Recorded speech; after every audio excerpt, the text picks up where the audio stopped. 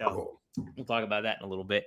But feedback number 2, extra medium size Mang says barbed wire match is a good wrinkle. This is referencing the WrestleMania dream match, like who your opponent would be. He said it was going to be, you would have liked to have it Sabu and maybe a barbed wire match.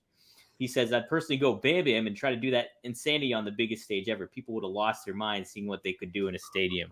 Yeah, Bam Bam's a classic rival of yours, so that's a good suggestion too, I think. Cool. You guys, yep. Feedback number 3.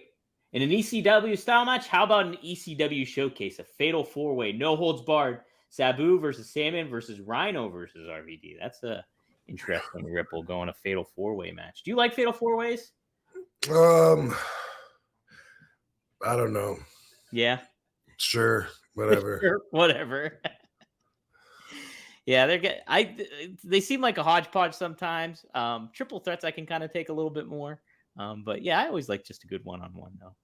Now, this is not feedback to the podcast, but I thought this was very interesting since we've talked about this before. 90s WWE, one of these Twitter handles says, who's the first wrestler to think of when you see this belt? And of course, somebody says RVD, easy, duh. And it's pretty evident too. It's like, and the match that we're going to cover today, it like has that tied in. So it's like, and you can definitely tell how synonymous you are with that hardcore title and what you did to establish it too. So it's pretty cool.